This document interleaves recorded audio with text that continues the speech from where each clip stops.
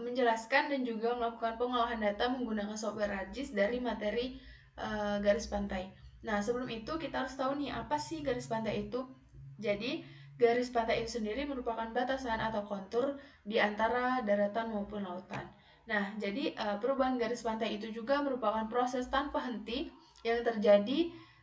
Prosesnya itu di alam pantai itu sendiri yang meliputi pergerakan sedimen, arus, tindakan ombak, dan penggunaan lahan.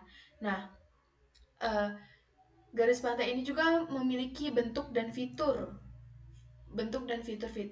Yang pertama itu ada teluk, selat, semenanjung, dan juga pulau-pulau.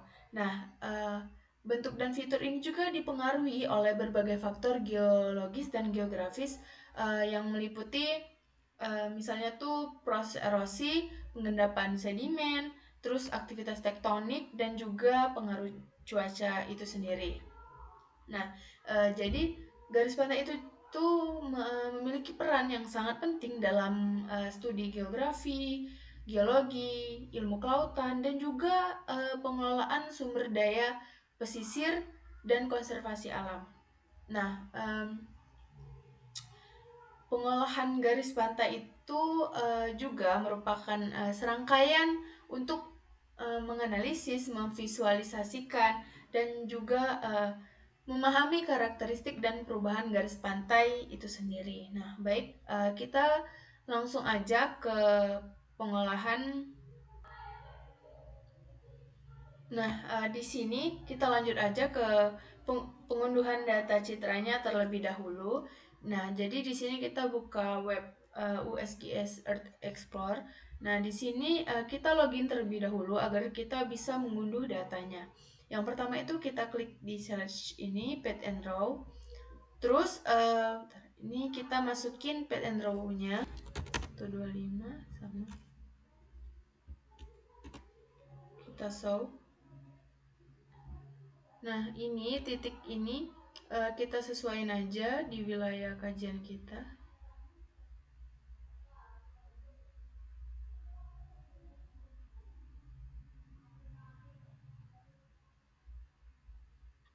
Nah, kalau udah ini tinggal kita masukin data range-nya, tanggalnya.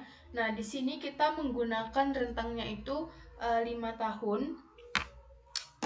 Kenapa 5 tahun? Karena rentangnya itu tidak mungkin juga tidak panjang dan juga tidak pendek. Nah, datanya juga tuh nggak terlalu banyak, standar umum, dan juga perubahannya tuh dianggap stabil dengan terjangka panjang tadi.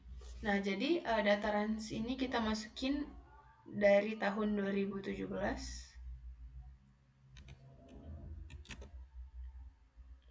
Pertama kita mengunduh datanya 2017 dulu, lalu dilanjutkan dengan tahun 2022.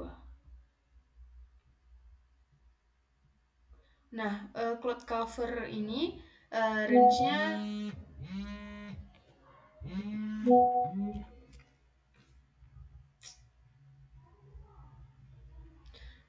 di cloud cover ini range-nya kita masukin di bawah 20%, terus kita lanjut result aja. Nah, ini lagi loading. Nah, di sini data yang tahun 2017 udah muncul. Nah, ini kan ada nih datanya tuh di bulan 6, ini bulan 6. Kita langsung unduh aja. Klik download option. Klik product option. Nah, ini kita klik ini aja. Langsung klik ini. Nah, sebelumnya itu saya udah mengunduh data ini. Terus kita lanjut aja di yang tahun 2022-nya.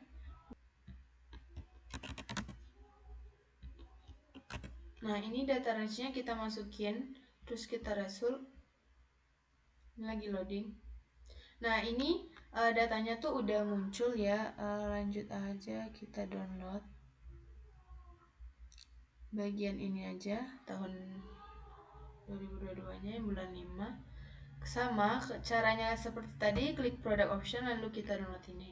Nah, dia tuh bedanya tuh di sini. Tadi saya di sininya tuh 2017, terus yang ini 2022. Nah, ini kita klik aja. Nah, karena saya udah mendownload sebelumnya, lanjut kita ke pengolahan di harddisknya. Baik, jadi di sini kita langsung aja masuk ke pengolahan datanya. Kita klik add data. Nah, di sini kita masukin tahun 2017 terlebih dahulu. Ini. Masukin band 3 dan band 6. Kenapa band 3 dan band 6 yang kita pilih? Karena band 3 ini tuh menunjukkan band green kan, yang dimana digunakan untuk pengolahan data perairan. Lalu band 6 ini tuh digunakan karena dia tuh memiliki sensitivitas yang tinggi dan juga kontur air dan daratannya. Kita add aja. Dan juga kita add yang tahun 2022-nya. Tahun 2017, sekarang kita naik tahun 2022. Nih.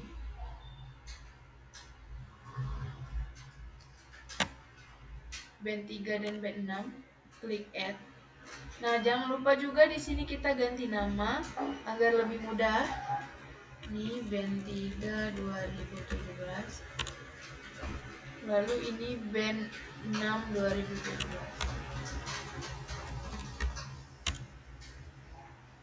Ini juga band 6 2022. Band 6 2022. Ini band 3 2017. B3 2017. Salah, 2022. Klik OK. Nah, di sini kita akan merectangle bagian wilayah ini. Sebelumnya itu kita zoom dulu biar lebih mudah. Nah, di sini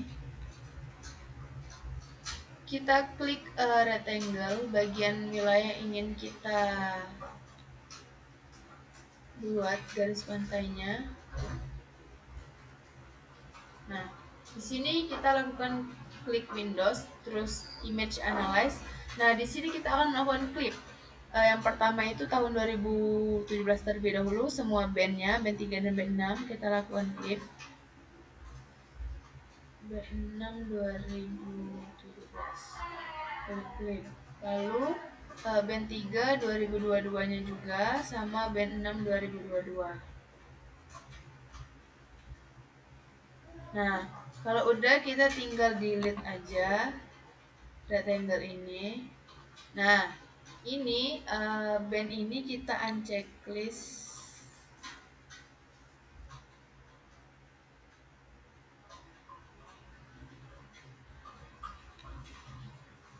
Salah. Yang ini kita unchecklist.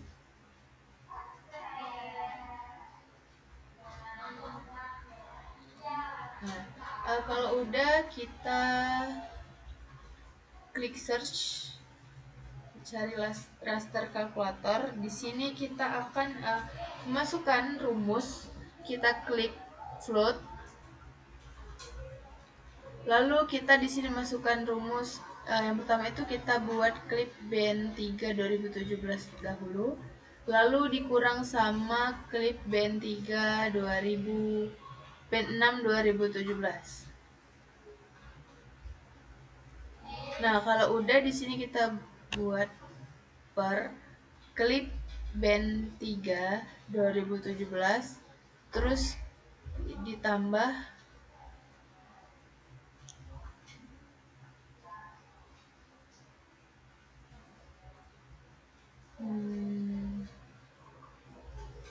dan di sini kita klik float dulu, klik float, terus ini ditambah band 6 2017. Nah, kalau udah tinggal kita outputnya ini kita masukin di file garpan kita tadi. Di sini klik new geodatabase. Sini kita buat pengolahan garpan. Terus di sini kita buat MNDWI tahun 2017. MNDWI 17.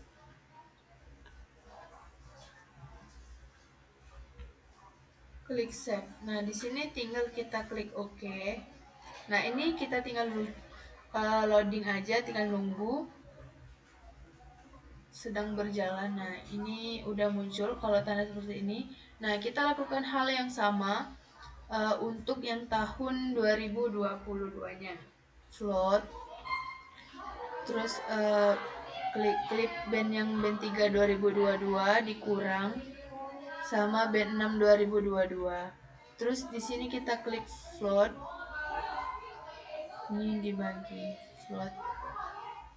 Terus ini klip band 3 2022 ditambah klip band 6 2022. Di sini sama, kita save di sini tadi. Tinggal kita ganti aja jadi MNDWI 22. Save. Nah, ini kita langsung klik OK. Kita tunggu layarnya. Nah, ini tinggal sisa 2 ini. Lanjut kita klik raster kalkulator lagi. Kondisional.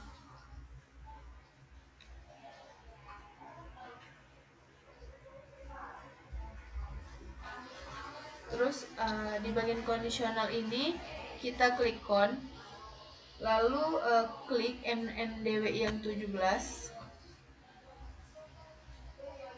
klik tanda ini, terus 0, ini 1, 0, 0. Lalu outputnya kita kasih nama Enggano tahun 2017. Klik set dulu, oke.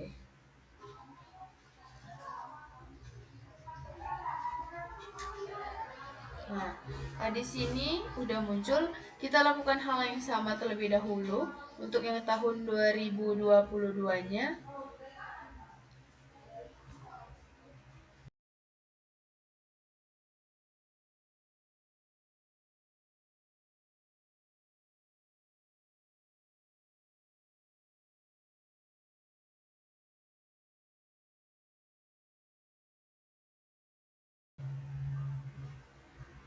Kita ulang.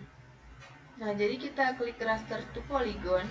Kita masukin input rasternya Enggano 17. Output poligonnya buat GP. Bentar, ini bisa nggak dihapus sih? Nggak bisa, ini kita buat aja GP 2022 di sini. Ini salah ya, sorry guys. Ini salah. GP 2000. GP 2017 terlebih dahulu. Ini unchecklist simplify ini, klik OK. Nah, ini tinggal kita tunggu aja. Nah, ini GP 2017-nya udah muncul. Kita lakukan hal yang sama untuk tahun 2022-nya.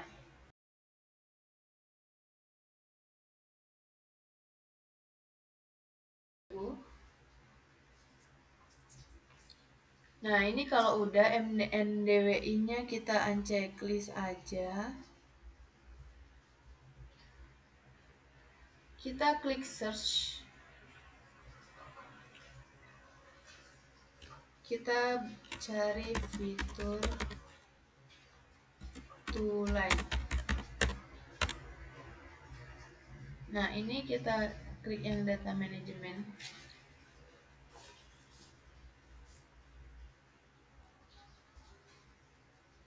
Input fiturnya ini kita klik yang GP 2017 terlebih dahulu. Lalu outputnya ini X-nya ini kita buat 100. meter.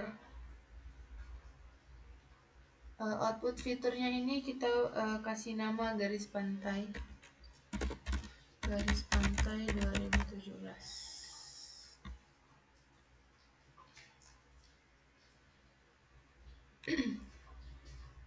Lalu klik OK, kita tunggu. Nah, udah muncul.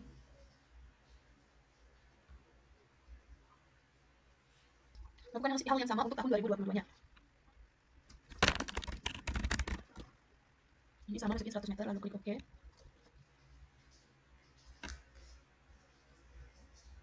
Kita checklist aja GP sama Pulau Enggano-nya ini. Nah, ini kalau udah nih. Kalau udah ini ya, bagian garis pantainya tuh yang ini. Klik editor, pilih start editing. Kita unchecklist dulu yang tahun 2022-nya. Nah, di sini kita akan hapus pinggiran ini.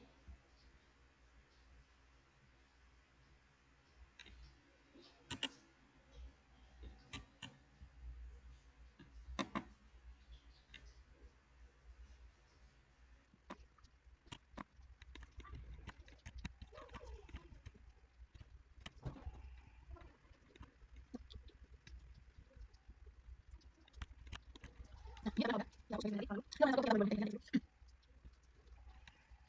Oke,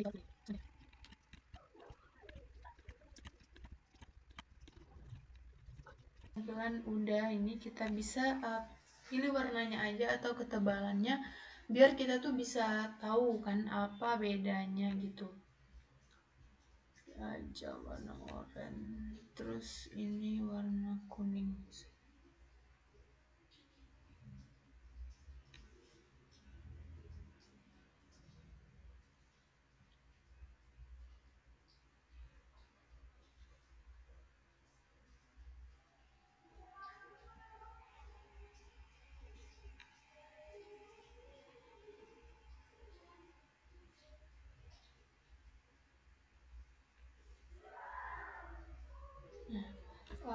Kalau udah, kita klik editor dulu, kita klik save edit, di stop editing.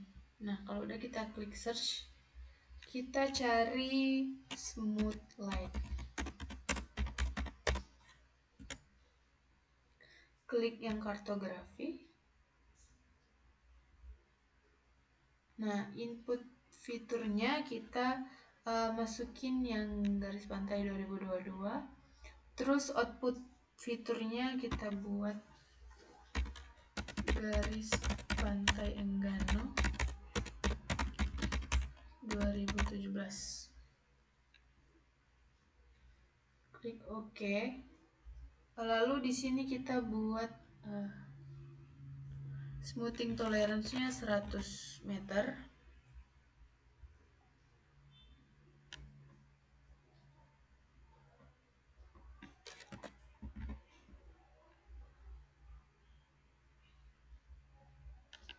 Kita klik OK aja. Ini kita tunggu. Ini udah muncul. Lakukan hal yang sama juga untuk tahun 2022-nya.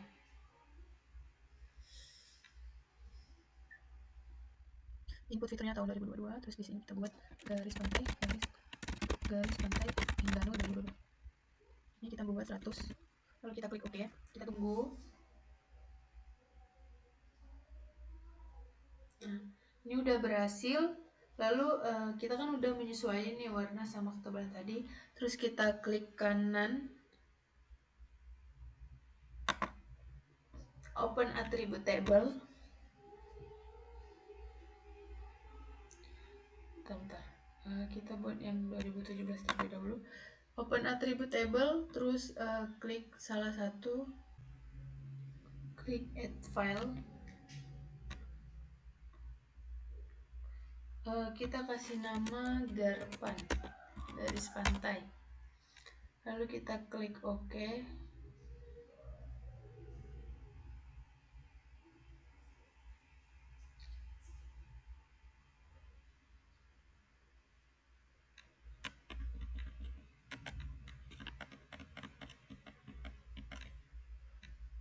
blok Garpan, lalu kita klik kanan, klik kalkulator geometri, dan kita yes saja.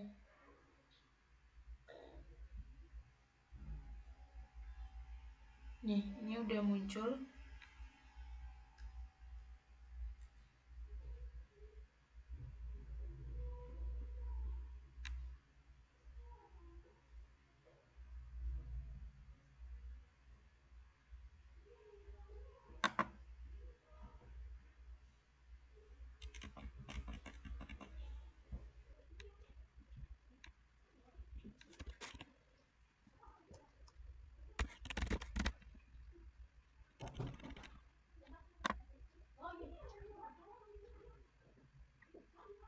Nih, ini tampilan udah kita layout, lalu kita lanjut ke add base map. Klik imagery, klik add.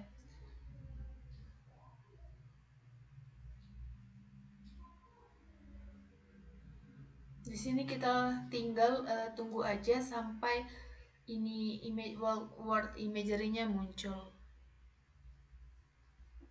Nah, ini tampilan word imagery-nya udah muncul.